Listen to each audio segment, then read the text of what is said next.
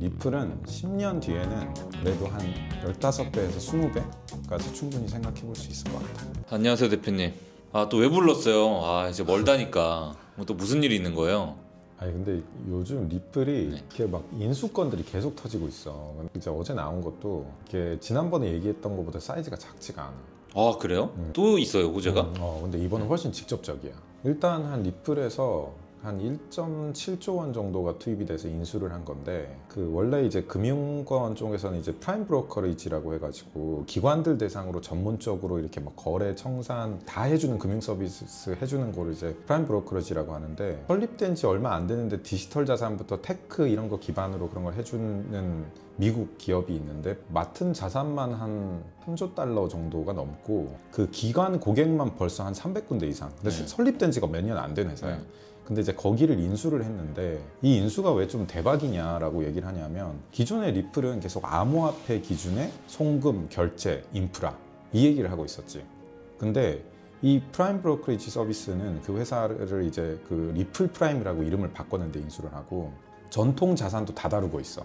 그래서 XRP 기준으로 이제 활용될 수 있는 것들을 확대하는 게 암호화폐 기준으로 좀 제한적으로 돼 있었던 거라면, 그리고 또 그 XRP에서 이제 냈었던 그 스테이블 코인도 막 잘 안 되고 아직 마켓 셰어 되게 적고 막 이런 것들이 한계점으로 계속 보인다라고 하고 있었는데, 이게 지금 두 가지를 확 넓혀주는 거예요. 이제 하나는 굳이 암호화폐만 할 필요 없다. 전통자산 다 다루고 있다. 왜냐? 라이선스가 있으니까. 그리고 두 번째로는 기존에 그 결제 송금만 하던 거를 이제 청산이라던가 이제 매매, 거래 뭐 이 영역까지도 기관들 대상으로 즉시 할 수 있는 기반이 다 열려버린 거지. 최근에 이제 뭐 장부 관리하고 그 뒤에 연결하겠다 이제 이런 정도를 넘어서 아예 직접적으로 그 서비스를 할 수 있는 라이센스를 보유한 케이스이기 때문에, 사실상 암호화폐를 가진 그 재단에서 이런 형태의 전통 금융권 회사를 아예 인수한 거는 거의 처음이라고 봐야 되지. 그러면 앞으로 리플에 다가올 격변이 뭐가 있을까요? 그러면 그 인수를 했다는 거에? 몇 가지 포인트가 되고 있는데, 요즘 제일 핫한 섹터에서 스테이블 코인, 여기가 되면은 이건 다 XRP 기반으로 가게 될 거야. 그 얘기는 뭐냐면은, 그냥 여기에 들어와서 그 기관 서비스를 자연스럽게 이용을 하는 기관 고객들은 국제 뭐 송금 뭐 결제 이런 거에서 스테이블 코인은 훨씬 싼데, 그 뒷단의 작업을 그냥 리플 기반의 스테이블 코인으로 할 수 있게 그냥 열려버린 거지. 그러니까 리플은 그 사례가 그냥 바로 만들어져 버리는 케이스가 되는 거고, 그걸 제외하고도 다른 수익 모델도 생기는 거고, 또 암호화폐를 넘어서 이제 기존 전통금융 자산들부터 바로 다룰 수 있게 되니까, 기존의 뭐 제도권의 허들 이런 것들이 없어진 상태에서도 바로 이렇게 실적을 낼 수 있는 경우들이 생기는 거죠. 그리고 기관 고객도 뭐 당연히 이미 보유한 기관 고객 대상으로 할 수 있는 것들이 많으니까, 이제 그런 전환율이라든가 볼륨이라든가 이런 게 엄청나게 생길 수 있겠죠. 이게 트럼프 정부가 이제 암호화폐 규제 좀 풀어주면서 여러 가지 이제 리플에 대한 격변이 좀 많이 일어나고 있네요. 그치. 근데 이게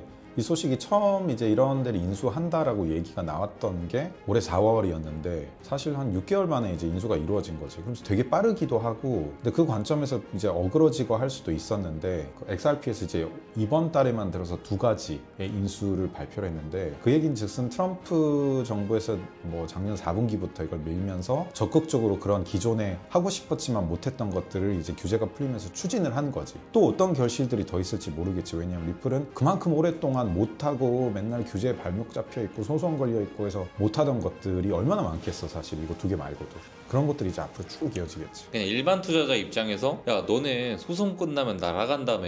근데 야 너 소송 끝나니까 지금 오히려 떨어졌거든요. 소송 끝나고. 그러면 이제 점점점 우상향할 수 있는 발판이 만들어질 수 있겠네요.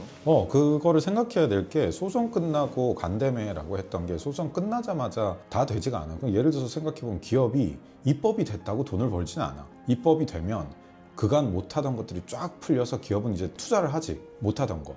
그럼 투자를 하는 것들이 쫙 늘고, 이런 호재들이 생기는구나를 보고 그게 호재가 실제 실적으로 연결되는 것들이 시간이 걸리는데, 생각해보면 경제 대국 1위 미국에서 이만큼 빨리 움직이고 있고, 올해 1년이 안 돼서 인수가 완료가 됐단 말이야.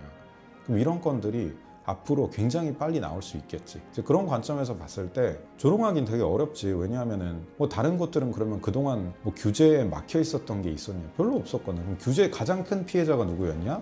보면은 XRP였지.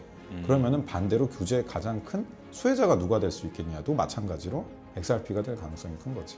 그러면 이런 기세라면은 10년 뒤 리플은 얼마 정도 올라갈 수 있을까요? 리플이 몇 배 가냐를 얘기를 하는 데서 제일 쉬운 게 사실 비트코인도 한 10년 뒤에 10배 간다라는 얘기를 하는데 리플은 그거보다는 멀티플이 무조건 클 거라고 봐. 이제 그런 관점에서는 리플은 진짜로 뭐 한 20배 뭐 이렇게까지도 갈 수 있겠지. 그럼 한 6만 원 정도 되겠네요. 그래서 보통 뭐 리플 10만 원 설 이런 얘기 많이 하는데 비트코인이 10배 간 상황에서는 리플이 이렇게 실적 가지고 이렇게 잘 챙겨나면서 가면은 충분히 생각해 볼 수 있는. 네. 오늘도 고생 많으셨는데 그 진짜 신뢰되는 말일 수도 있지만 머리 좀 자르면 안 될까요? 머리가 볼 때마다 너무 좀 더 엉망으로 되고 있어요. 이게 미용실 열려 있는 시간에는 일을 놓고 갈 시간이 없어. 그렇기에는 머리가 지금 뭐 점점점 엉망이에요. 지금 구독자들을 기만하시는 건가요? 다음 자르고 올게. 네. 다음 확실히 자르실 겁니까? 자르든 뭘 바르든 뭔가 해볼게. 알겠습니다.